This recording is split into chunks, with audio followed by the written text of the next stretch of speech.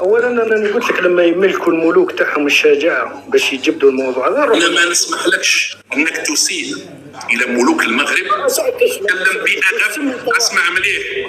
تكلم بادب، اسمع مليح. تكلم بادب واحترام عن ملوك المغرب. ناقش بادب. نخليك تتكلم، ما تناقش بادب. انا ارفض الاساءه الى اي مكان. انا اختلف مع النظام الجزائري، ما نتكلمش بهذه الطريقه، غير بشويه. والله اولا انا ما اسأت مولو. انا قلت لك لما يملكوا هما الشجاعه يفتحوا هذا الموضوع ونروحوا نناقشوه. هذه النقطه الاولى. الحاجه الثانيه، والله العلي العظيم لو قلت لي نظام ملكي اسباني مثلا من نظام جمهوري ما على باليش واش عاجبني والاخر وخير من الجزائري، ممكن نروح معك. بصح مروكي، نظام مروكي هما في حياتهم اصلا اولا ما عمرهم ولا كان اختاروا واحد يحكمهم في حياتهم، ما يعرفوهاش اصلا. اللي يجي يقولوا له عاش الملك وخلاص. هذه النقطه الاولى. لا شوف، هنا بينت الضعف تاعك. تتكلم بطريقه، شوف انت اولا عمرك ما جيت للمغرب، هذه ساسي شيء. حاجه ثانيه، ما عندكش دراسه على هذا البلد، وقلت لك قله الاحترام للجيران. انت وكان جيت انسان تخاف ربي ومسلم. انا مش مروكي عندي. شوف انت كي تمجد الاسبان، تمجد سيادة الكفار، تمجدهم. بصح جيراننا، على خاطر جيراننا كانت فيك ذره اسلام وتخاف ربي. ماشي تقول لو كان جا النظام، واش من نظام اسباني اللي عاطيه هذه الهاله. انا عندي المغرب افضل مليار مره من اسبانيا ومن فرنسا ومن جميع البلدان اللي انت تمجدهم. شوف، لانك انت عندك عقده النقص من الاوروبيين، انت وهذا النظام نتاعك. هذه هي الحقيقه. قلت لك تكلم بادب واحترام. ما نقصت والو. انا قلت لك اولا انا ما عنديش في الدستور تاعي كاين شخص خط احمر، ما عنديش. انت ثم راك في المروك ينطبق عليك انت اسمع، هذه مشكلتك. الدستور المغربي يناقشوه المغاربه. انت ما عندكش الحق تناقش الدستور تاع المغرب. تي نابال دغوا. شكون انت؟ ناقش دستور الجزائر. انت علاش راك تتكلم هنا؟ قلت لك ما عندكش لي زوتي باش تحاور. تنطط كي القنينه. خليك في موضوع. ما تتكلمش على دستور المغرب. دستور المغرب حاجه لا تعنيك انت كي قلت لي لازمك تقدس الاخرى. انا نحكي لك، انا ما قلت لك لا قدس لا والو. قلت لك الاحترام. لا حول ولا قوه الا بالله. ياك قاطعك فارغ تبين. يا ودي اسمع. كان انا فارغ، علاش جاي تناقش عندي؟ روح ناقش واحد اخر. لا باش نبين بلي انت ضعيف برك. لا انت راك تبهدل في روحك. انت راك تنطط في القرينه. ما تخرج من سيجي تدخل في سيجي. تبت روحك. اللي لازم الدستور وما على باليش واش. انا ما قلت والو. قلت لك انا ما عنديش ماده في الدستور تقول لي الشخص هذا راهو خط احمر. هذا واش قلت انا. انت برك اللي رحت للمروك. انا ما درتش على المروك. ما معنى هذه العباره؟ واش دخلها في النقاش؟ انت اللي قلت لي لا واش دخل هذه في النقاش؟ ما واش هذه احكي كما قالوا المصريين. هات جمله مفيده خلينا نهضروا. انت قلت لي علاش تقدس الانظمه الاخرى قلت لك لانها انظمه ناجحه سياسيا. مانيش نهضر دينيا. انا الجانب الديني راح يقعد المروك احسن منهم الاف الخطرات، رغم انهم في حياتهم ما اختاروش ملك. غير اللي يطلع برك يجي يقولوا له هما عاش الملك. الدور تاع المواطن المغربي في المروك يقول عاش الملك وخلاص. ما عنده الحق يختار، ما عنده الحق. يروحوا الادارس يجيو علويين، يروح رشيد يجي محمد، يروح يوسف يجي. هذيك البلاد هم ادرى بها. ماشي انت ما عندكش دخل. وانت اسمع. اصبر السيدي. احنا في الجزائر الشعب الجزائري هو اللي يعين الرئيس. جاوب. والله انك تكذب في هذا رمضان. خلاص والله انك لا تكذب مع كل احترامي في هذا رمضان. وانت الرئيس تاع الجزائر صنعه الشعب الجزائري. انا اخترت عبد المجيد تبون. انت اخترت عبد المجيد تبون. صادر عن النظام الجزائري من 62. الى يومنا هذا عندنا تقريبا 9 ولا 10 انت خير من كاع المفكرين الجزائريين والسياسيين الجزائريين اللي يقولوا باللي النظام الجزائري نظام انقلابي ونظام عندنا الجيش هو اللي يصنع الرئيس. تجي انت تقول باللي انت ولا شيء، صوتك ولا شيء عند النظام العسكري. انت بالغباء نتاعك تروح تحط ورقه مثل تلك الاقليه. جامي الشعب الجزائري ما صنع الرئيس. شكون يمنعوه اذا انا جامي الشعب الجزائري ما صنع الرئيس تاعو من 62 الى يومنا هذا. ضعيف، تبين بلي راك ضعيف يا ودي انت اللي راك ضعيف وما عندك ثقافه ومغيب. بصح نحسن عاونك لان الناس مستويات. انا اتفهم ما تقوله والله العلي العظيم، ونحي مخي نحطه في الارض والله غير نقعد خير منك. اودي شوف انت مشكلتك ما هي؟ انك تجي زعما شغل زعما كيما هما قال لك زعما تهبط من المعنويات. ما تقدرش راك تبهدل في روحك. انت تثبت بكلامك انك تدافع عن النظام بشكل خاطئ. اللي في النظام وما يقولوش باللي الشعب هو اللي يصنع الرئيس.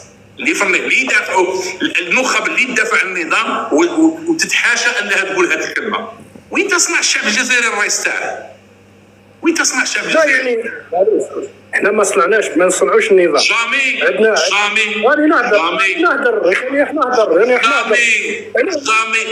الجزائريين ما صنعوا الرئيس تاعهم. اوكي، احنا ما صنعناش الرئيس تاعنا. عندنا 19 رئيس. عاجبك؟ احنا ما النظام موش عاجبك.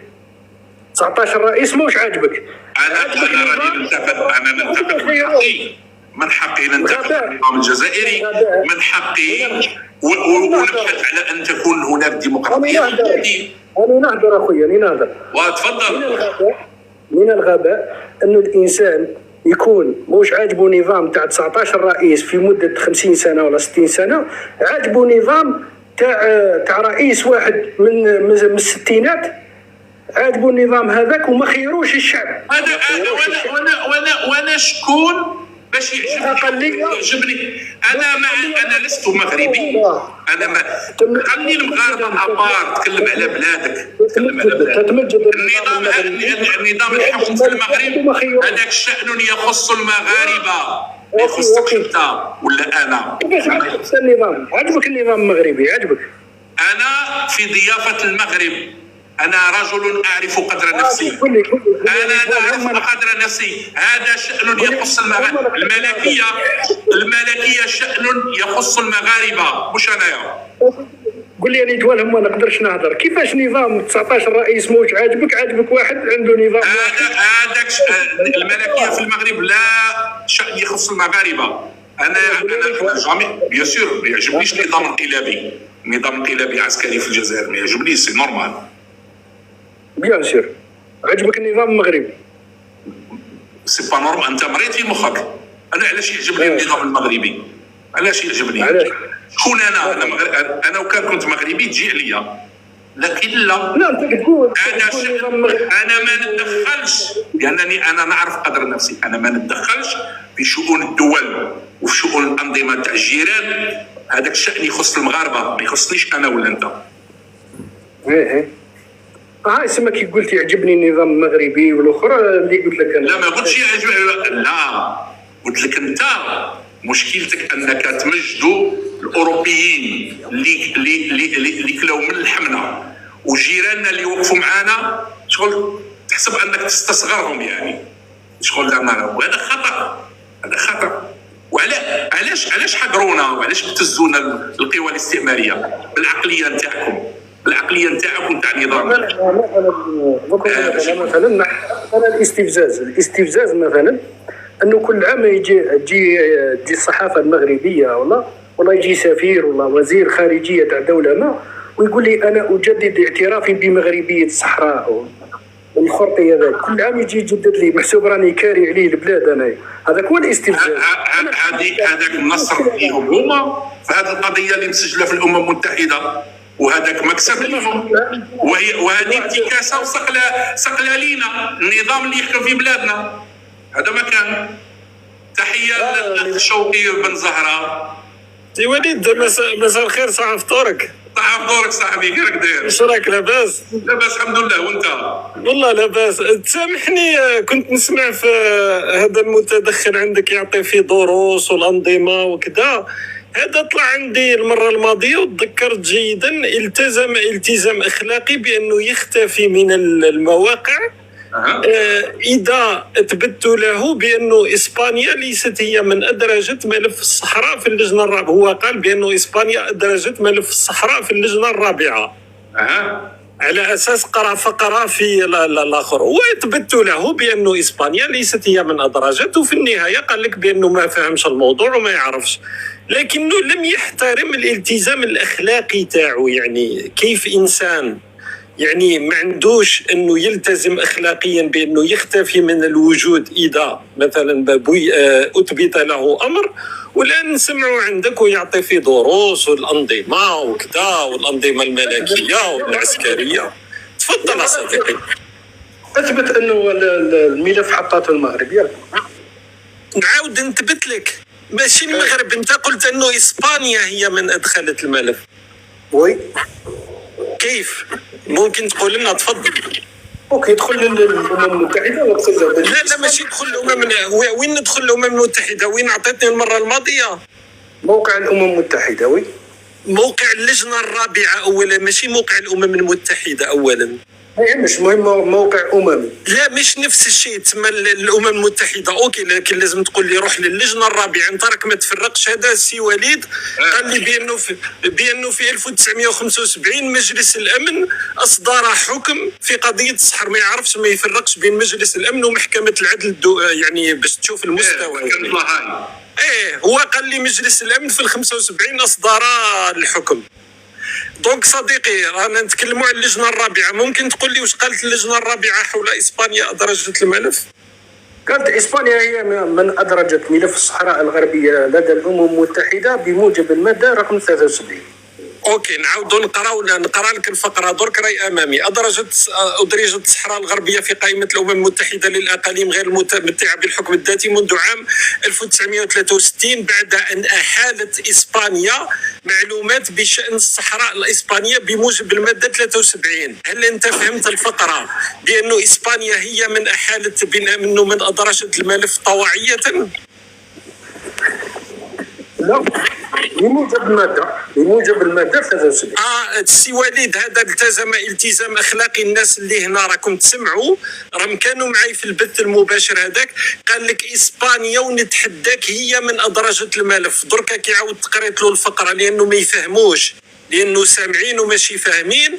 دركا ولا يقول لك لا دركا راها اسبانيا كيفاش بحكم الماده. انت قلت لي اسبانيا من ادرجت الملف، نديروا الفار ولا لا الماده هذه تقول العكس. ما انت دركا هل انت انسان عندك، انت كنت تعطي دروس في الاخلاق، هل انت انسان عندك شرف انك درك بعد تختفي من الوجود وما تزيدش تبين وجهك؟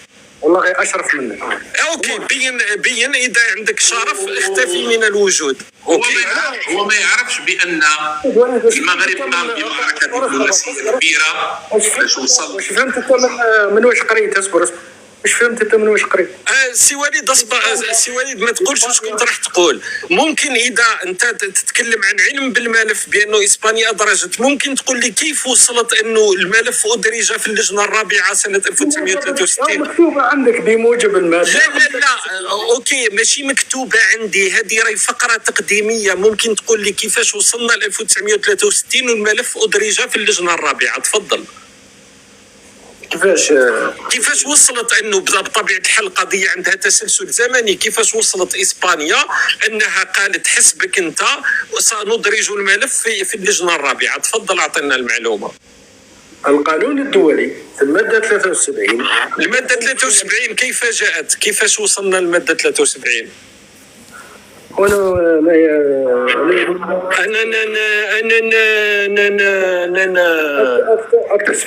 تجاوب فيا. انا صديقي راك قاعد تتعلم، راك قاعد تاخذ في درس. كيفاش وصلنا للماده 73؟ كيفاش جاءت الماده 73؟ احكي لي انت. كيفاش نحكي لك؟ راك انت اللي قلت بانه نعاودوا وتركيا اسمع لحظه اذا السي وليد شاء ساسمعه، ندير لك الفار ونعاود نسمع واش قلت انت حرفيا. قلت بانه اذا اثبت لك بانه اسبانيا ماهيش هي من ادرجه الملف ستنسحب نهائيا من المواقع وما تجيش تبين صوتك. الان انسان يتكلم عن علم والسي وليد راهو هنا والناس راهم يسمعوا فينا، ممكن تقول لي كيفاش وصلنا لانه 1963 ادرج الملف في اللجنه الرابعه؟ تفضل. اوكي، انا انسان منطقي، هذه النقطه الاولى. اوكي، انا انسان منطقي، مادام الفقره مكتوبه قدامك وقت تقرا فيها وين نقرا فيها الفقره؟ ما كانش. وشو هي الفقره؟ خليني نهضر شو هي الفقره؟ تبينوا بليكم فارغين كي تقاطعوا. اوكي تفضل. اوكي، انا اللي نقرا فيها اسبانيا هي اللي احالت الملف. اثبت انت العكس. خلصت؟ خلاص خلصت انا. اثبت انت العكس. نعاود السي وليد فيا. أدرجت الصحراء الغربية في قائمة الأمم المتحدة للأقاليم غير المتمتعة بالحكم الذاتي منذ عام 1963 بعد أن أحالت إسبانيا معلومات بشأن الصحراء الغربية. من طلب المعلومات من إسبانيا صديقي؟ الأمم المتحدة.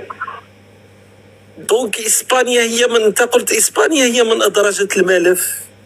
وي، كيفاش اسبانيا ادرجت الملف؟ وقلت لي طواعيه. قلت لك انا نهار طلعت عندي في البث قلت لك كيفاش اسبانيا لحظه، قلت لك كيفاش اسبانيا المستعمر يحيل الملف؟ قلت لي انا اتحداك وراح ننسحب من المواقع اذا ما كانتش اسبانيا هي من ادرجت الملف.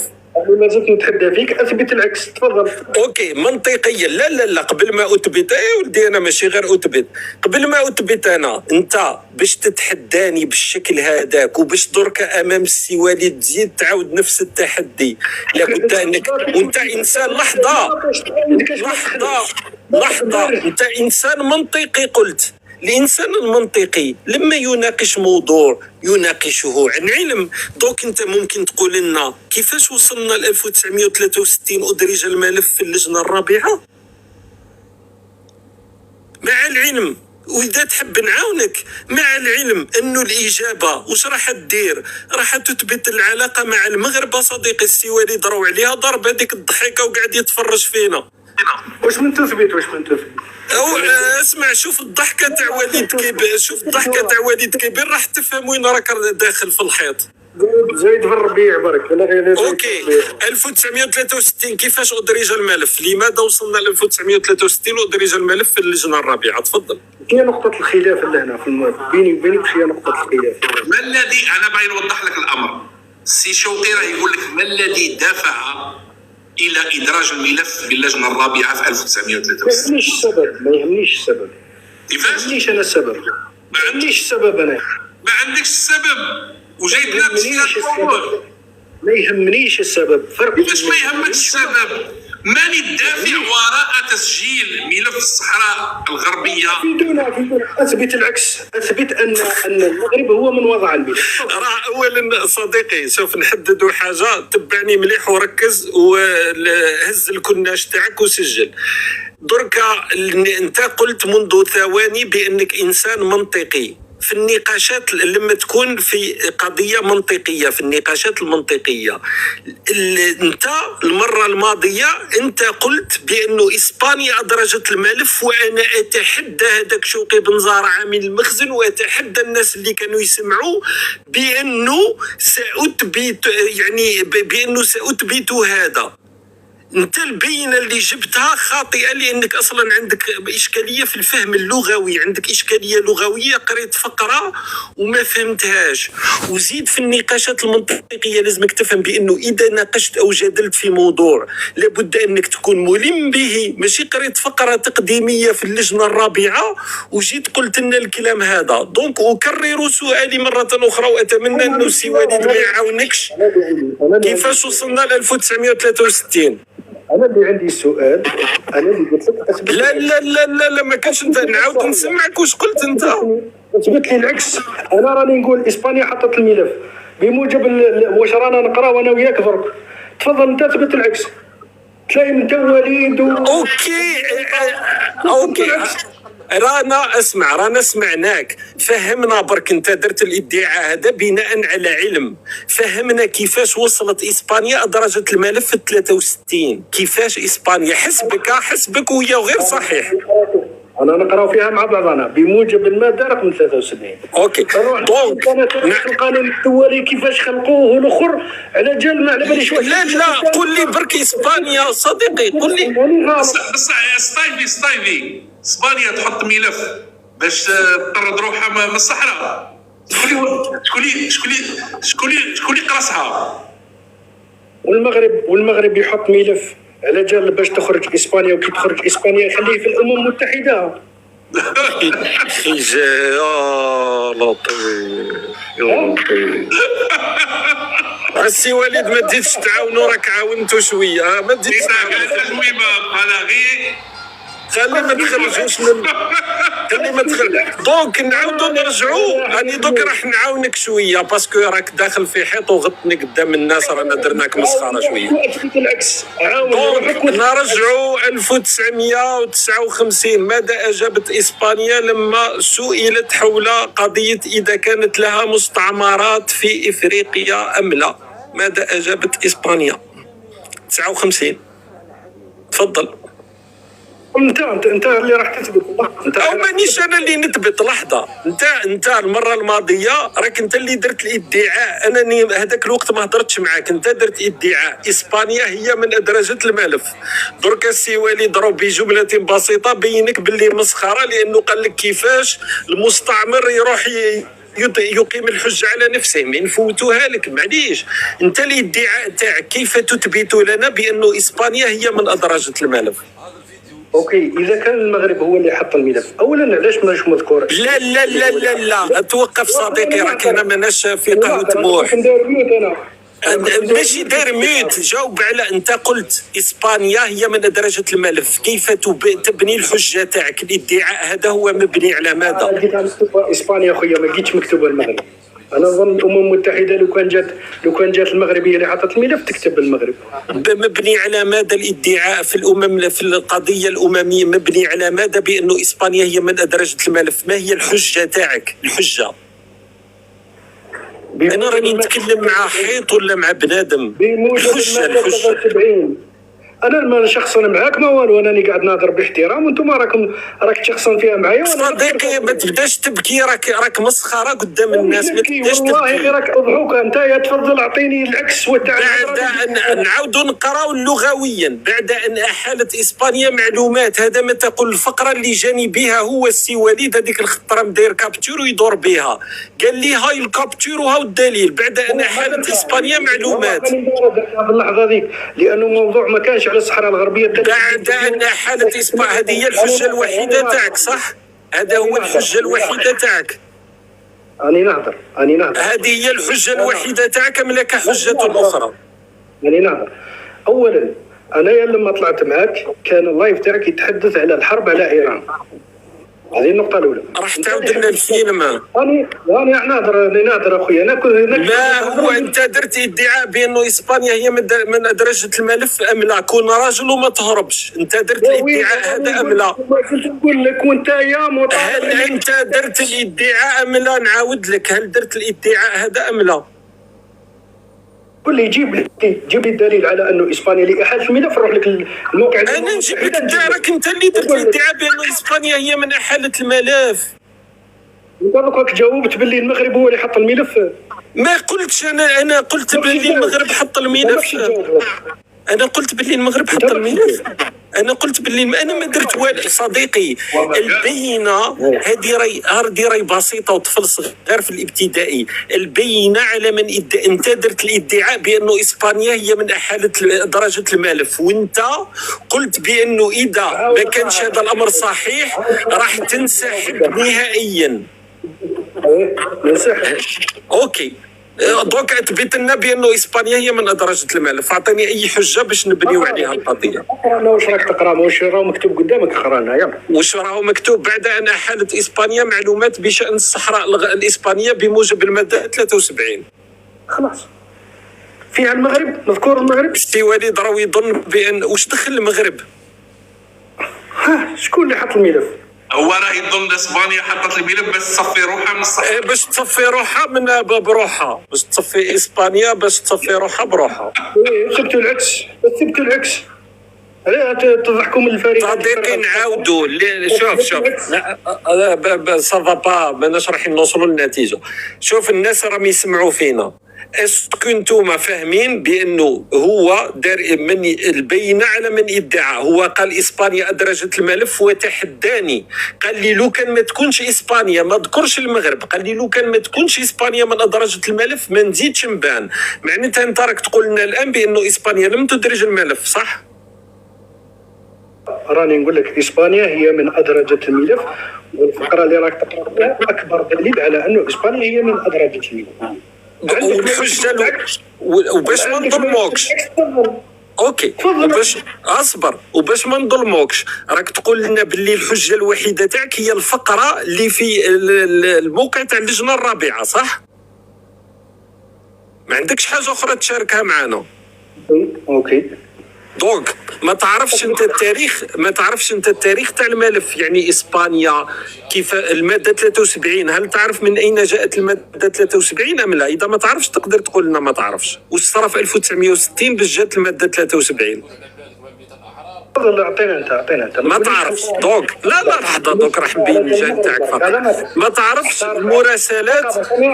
انا راح نهضر لا راح تهضر. تفضل. اوكي، ما تقوليش خلقوا على جال المغرب برك، احترم عقلي برك وروح كمل. تفضل. هذا واش اضفت لنا؟ واش استفادت الامه من الكلام هذا؟ دونك حددنا بانك ما تعرفش الماده 73 من اين جاءت، حددنا ايضا بانك ما تعرفش الرد تاع اسبانيا لما كانت عندها مراسله من الامم المتحده حول المستعمرات تاعها في اسبانيا. ماذا ردت اسبانيا 4 سنوات قبل ادراج الملف؟ هل تعرف المعلومه ولا لا؟ تعرف المعلومه ولا لا؟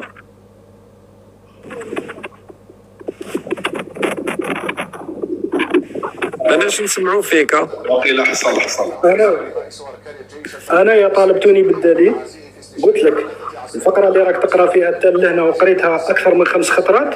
صديقي انت على بالك بروحك باللي جاهل لما تقول الكلام هذا، راك تقول باللي راك قريت فقره، رانا نتكلموا على ملف اممي معقد، رانا مع نفس الشخص.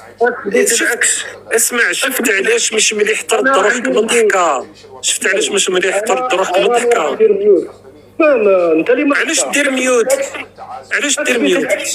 اثبتوا العكس. او ماشي نثبت العكس، راك انت ما قادرش تثبت بانه اسبانيا من ادرجت الملف. راني سالتك سؤالين بسيطين، اي واحد يعرف الملف، ادراج الملف في اللجنه الرابعه، واش راح يقول لك؟ راهو السي وليد الضحكات تاعو برك، راني قلت لك راهي تقول لك بزاف حوايج، راهو لازمك تعرف. لحظه الماده، لحظه درك اسمع الدرس. خلاص صديقي، سي بون خلصنا. دونك الناس اللي تسمع فينا كيفاش وصلنا وتحت الرقابه تاع السي وليد. درك حنا اسبانيا باش وصلت انها قدمت معلومات اللي طلبت منها من طرف الامم المتحده باسم الماده 73 اللي قتلوا 1960، لانه كانت واحد المسار كامل باش وصلنا هذيك الماده 73 في الاصل. لكن اسبانيا في يعني 4 سنوات قبل ادراج الملف في اللجنه الرابعه قالت بانها ما عندهاش مستعمرات اصلا. اسبانيا نفت وجود مستعمرات، سواء الصحراء، سواء سيدي إفني ولا الصحراء الإسبانية ولا أي شيء. قال لك أنا ما عنديش مستعمرات في مراسلة رسمية مع الأمم المتحدة.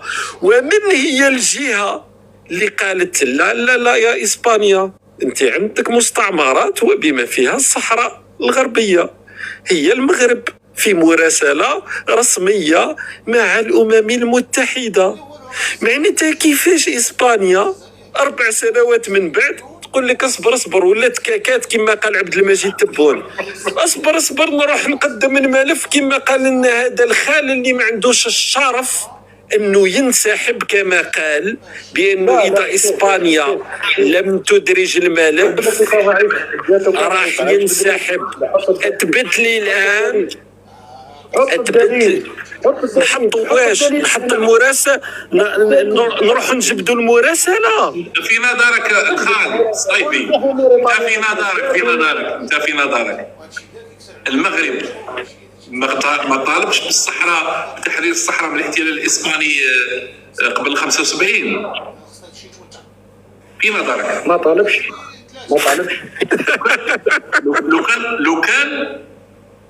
لو اصبر غادي نعطيك الدليل من الامم المتحده. اصبر ابقوا معايا، غادي تشوف بعينيك دليل من الامم المتحده بان المغرب منين راك تهضر غادي نطلع لك الدليل الذي يثبت ان المغرب حط عند الامم المتحده يعني الوثيقه التي تثبت انه طالب بالصحراء في 57. وريثما تروح السي وليد، نقول لك فقط موقف اسبانيا في 1958 و 1959 في الجلسات تاع لجنه تصفيه الاستعمار. اسبانيا قالت انه الاراضي الافريقيه التابعه لها ليست مستعمرات، بل تعتبرها مقاطعات اسبانيه مثل اي اقليم داخل الدوله. لهذا فهي لا ترى نفسها ملزمه بتطبيق الماده 73 الخاصه بالاقاليم غير المتمتعه بالحكم الذاتي. معناتها اسبانيا قالت لك انا الماده 73 ما نطبقهاش. فوالا انا احيلك الى وثيقه امميه. هذه وثيقه امميه تؤكد ان المغرب طالب سنه 1957 عبر ممثله الدائم السيد فيلالي باسترجاع موريتانيا التي كانت تحت حكم الاستعمار الفرنسي، والصحراء المغربيه وسيدي افنيه اللتان كانت تحت حكم من الطرف الإسباني. نفس المندوب كان يدافع على استقلال الجزائر. هذه هي الفقرة كما تلاحظ هنا l'Assemblée générale le 14 octobre 1957 كما راكم تشوفوا هنا le 14 octobre 1957. وهذه هي الفقرة. Monsieur Filali proteste contre l'inscription parmi les territoires non autonomes du territoire de la Mauritanie occupé par la France, du Sahara espagnol et de l'enclave d'Ifni.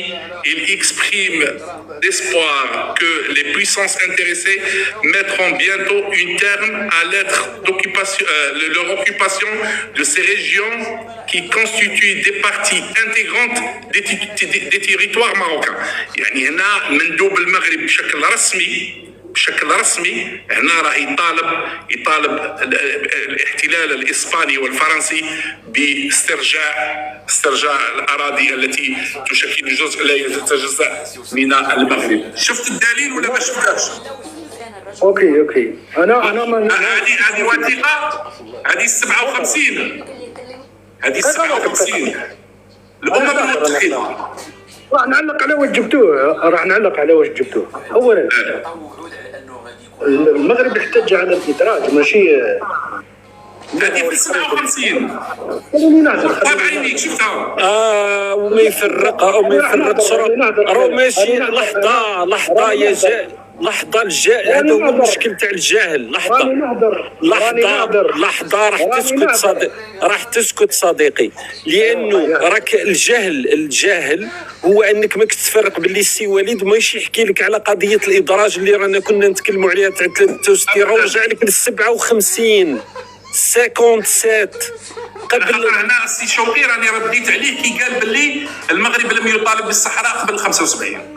ايه وهو ما فهمش باللي هذه القضيه راهي سابقه في 57. خلينا نهضر، راح نهضر انا. المغرب احتج على اسبانيا، قال لها لا حبسي عندك مستعمرات، عندك الصحراء الغربيه، وما قالهاش سبتهم لي.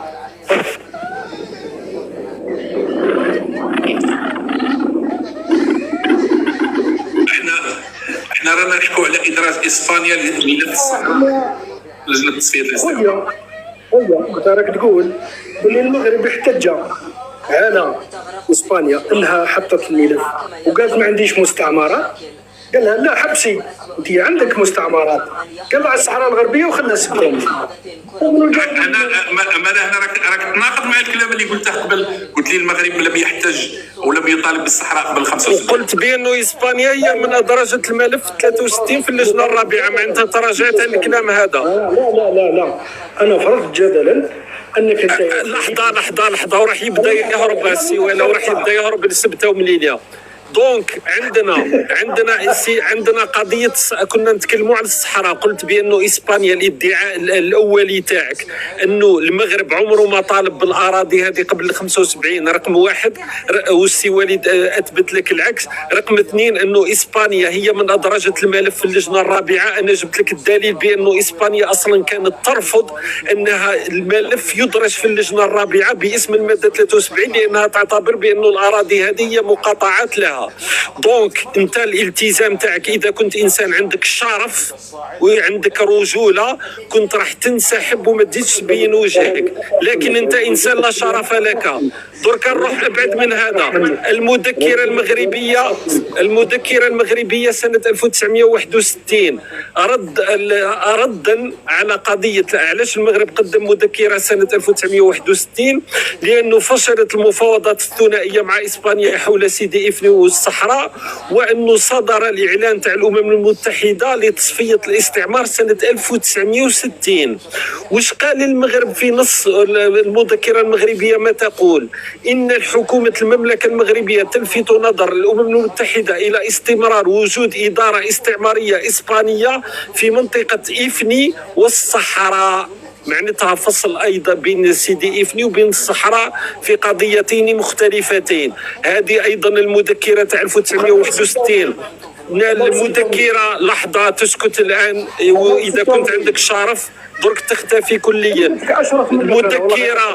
المذكره قبل 1963 والمذكره تثبت أن المغرب هو من طالب بالاراضي هذه، وطالب ماشي قبل 75 قبل 63 في النص اللي جابوا لك السي وليد من 57 والنص هذا تاع المذكره في 61 واللي بموجبه فيما بعد بطبيعه الحال الامم المتحده طالبت اسبانيا بانها تصدر باسم الماده 73 انها تعطي توضيحات، واسبانيا هذاك الوقت كان لم يكن لها خيار غير انها تقدم توضيحات، لكنها لم تدرج الملف في الامم المتحده. هل انت انسان عندك شرف وعندك رجوله انك تختفي نهائيا الان ام لا؟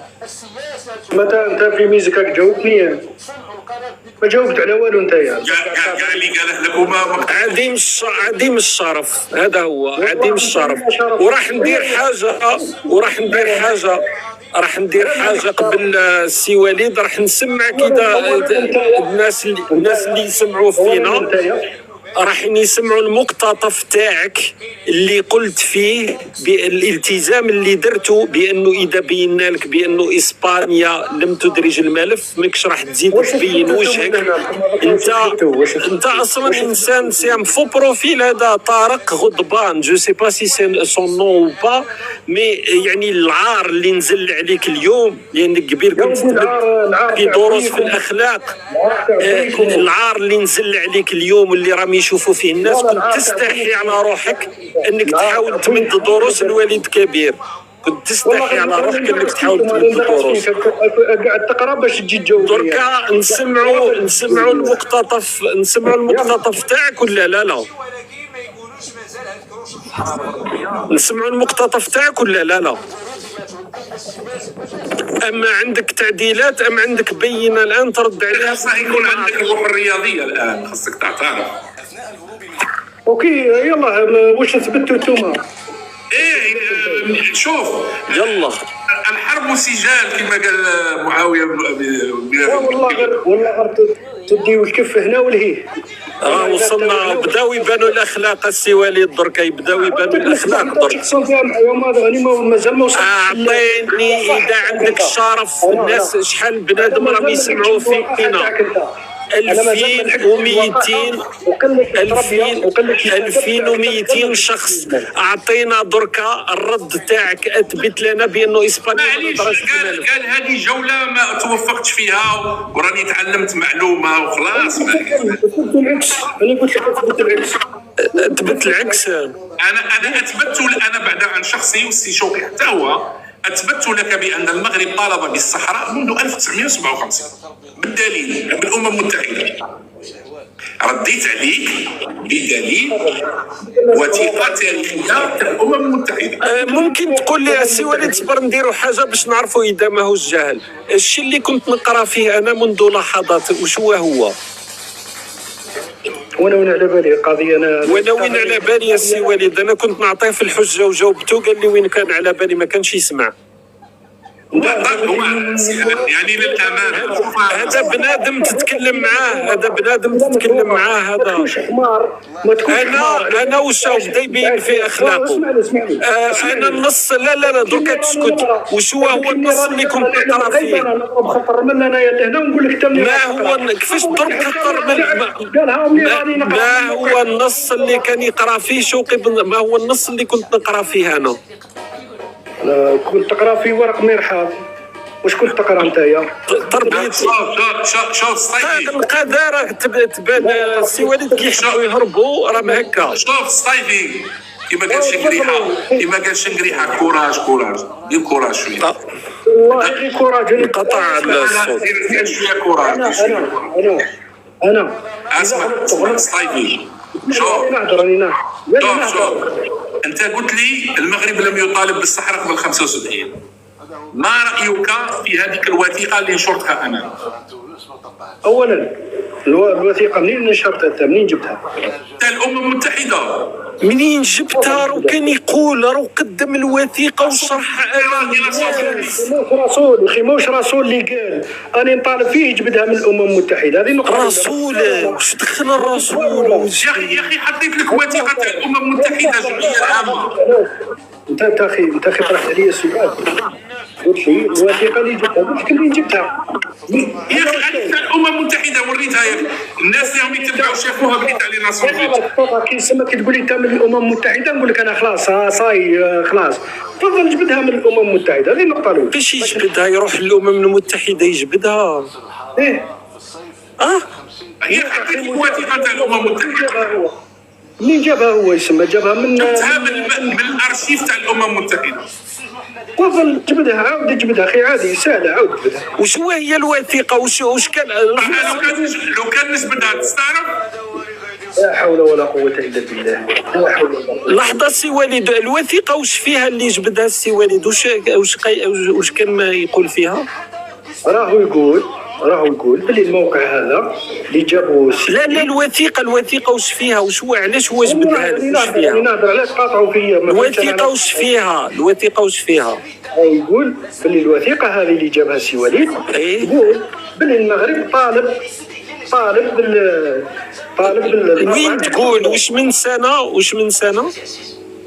هذاك هو يقول لك، انا وانا على بالي درك هو يقول لك واش من سنه راهو قالها، راهم درك يكتبوها في التعليقات. دقيقه سي وليد، التعليقات واش من سنه المغرب طالبها حسب الوثيقه اللي جابها السي وليد من الامم المتحده؟ 57 ولا 58 لحظه ولا 58 ولا لا ما كنتش تسمع. وانا انا المذكره اللي كنت نتكلم عليها واش من سنه، المذكره اللي كنت نتكلم عليها انا. انت كنت تحكي على 57. انا كنت نحكي على 57. لا واش كنت تحكي؟ انت ما حكيت والو، انت والله ما سمعتك اصلا. انا ما حكيت والو، ما سمعتكش. الجهل غادي اسمع، غادي نرفع تحدي معاك. قادر نطيح لك الهضره. انت انسان عديم الشرف، انت انسان عديم الشرف. انا اسمع الصبر. انا ما درتش التزام بانني ننسحب نهائيا اذا ما اثبتنا. انا اثبت. ما تبداش تبين اخلاقك، ما تهربش. اسمع لو كان انت ما تقش في الوثيقه اللي نشرتها انايا اللي راني ناشرها. لو كان ندخل دروك للامم المتحده ونجبدها لك قدام عيني. هذا لا يثبت شيئا، حتى وتجيبها لا يثبت شيئا. كنت تقول له جيبها لي. غتعرف باللي وثيقه صحيحه، غتعرف باللي وثيقه. شنو عارف باللي وثيقه؟ معليش تخليوني نهضر. لا ما تهضرش دوكا تعاود ترجع لا بصح قلت لك ندخل الامم المتحده ونجبد لك الوثيقه، خفت. ما على بالهم السوالي، على بالهم باللي ما عندهم شرط. نرجعوا للمذكره اللي كنت لحظه المذكره اللي عطيت لك، المذكره اللي رحت جبتها انا وعطيتها لك واش من سنه. وانا على بالي كاش ما جبت انت، ما جبت والو. التعليقات رجاء، التعليقات تقولوا لي المذكره اللي جبتها انا واش من سنه كنت نتكلم عليها رجاء، ماشي اللي قال السوالي تاع 57. انت دوكا بالنسبه لي ظاهره صوتيه. السوالي كيهضر او بدينا في الشخصنه. شوف السوالي راني نهضر اغلق تسكت الان. السوالي 1961 شوف شحال من تعليق راهم يقولوها، معناتها الناس كامل اللي راهم يسمعوا فينا عارفين باللي المذكره اللي عطيتها راني نتكلم على مذكره رسميه، مراسله رسميه من المملكه المغربيه للأمم المتحدة، ومضمون المذكرة يقول، نعاود نكرر الإنسان هذا باسكو الناس اللي معنا راهم سامعين، إن حكومة المملكة المغربية تلفت نظر الأمم المتحدة إلى استمرار وجود إدارة استعمارية إسبانية في منطقتي إفني والصحراء. سمعت دركا واش ترد على هذا؟ لنفرض جدلا انك قلت هذه الهضره هذه كاينه منها. كيفاش لنفرض جدلا انك تكذب فيها؟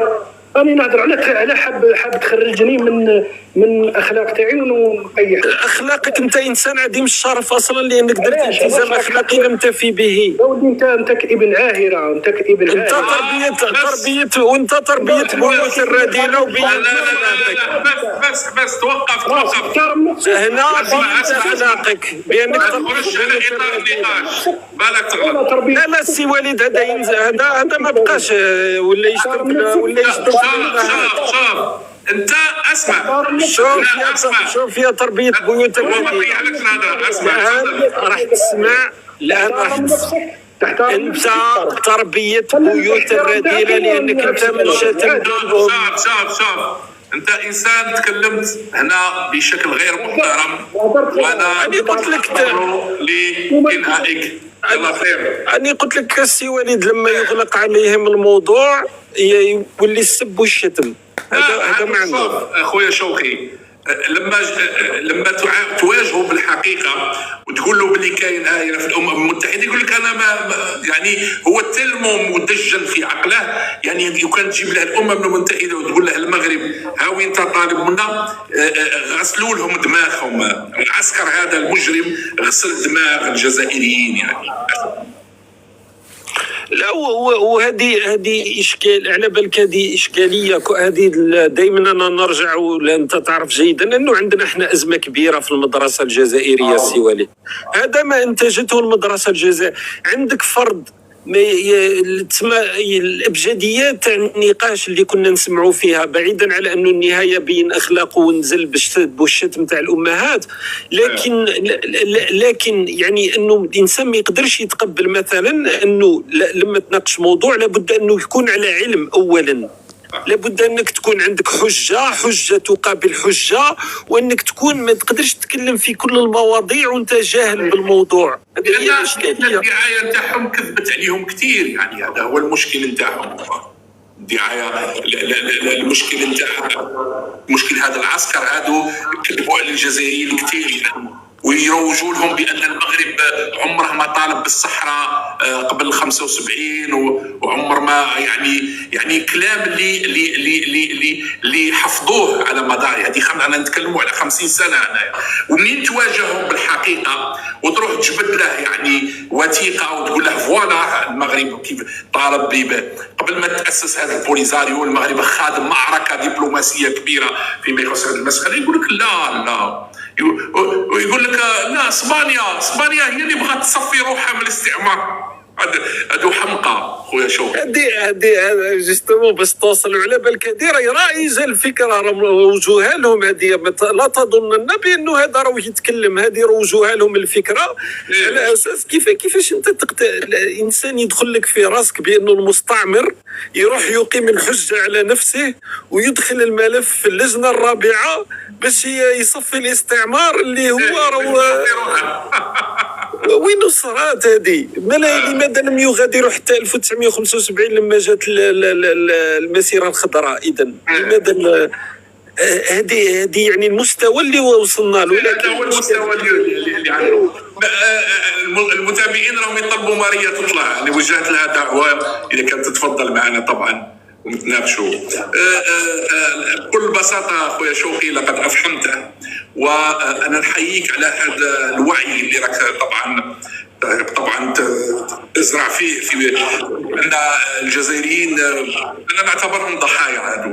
هادو سي دي فيكتيم، يعني سي مالوريزمون سي دي فيكتيم، لان الله غالب هذا النظام غسل دماغ الكثيرين. وطبعا الحمد لله لهم لي ريزو سوسيو اليوم، وراهم كل شيء موجود، والولوج الى المعلومه.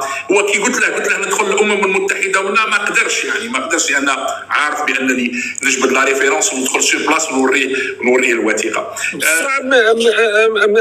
هادو شوف سي وليد عندهم فائده، لانه احنا واش يهمتني من الناس اللي تسمع، باسكو كاين ناس في نفس الحاله بصح كي تكون من تحت وقاعد تسمع وقاعد تشوف الحقائق، على الاقل كاين ناس اتمنى انهم رايحين يستفادوا شويه، ما يبقوش يتبعوا في بروباغندا فارغه. واصلا هذه القضايا انت الامر بالنسبه لهم شفت كي قتلوا الوثيقه نروح نجيبها لهم من المتحده، تم بدا الهروب، بدا الاخر ومشى السب والشتم، لان هذه هي لغه الضعفاء. واللي ضحكني يعني يقول لي انت فارغ، هو جاي عندي يتناقش عندي انا، يقول لي انت فارغ. كان يعطي في دروس على الانظمه ودروس ولا النظام وكذا. لكن برافو عليك، نحييك والله بكل صراحه. لا شكرا لك سي وليد على الفرصه، والله يعطيك الصحه. شكرا لك كثير خويا شوقي، الله يحفظك. شكرا لك سي وليد، يعطيك الصحه، ونخليك مع الضيوف تاعك. تحياتي ولنا لقاء ان شاء الله. ان شاء الله عن قريب، ومرحبا بك اذا مره على مره تطلع علينا. لا غادي نطلع عندك، غادي نجي عندك كي تكون. افيك بليزي والله، تشرفنا. شكرا سي وليد، يعطيك الصحه. الله يحفظك. الله يحفظك. صحيت شوقي خويا.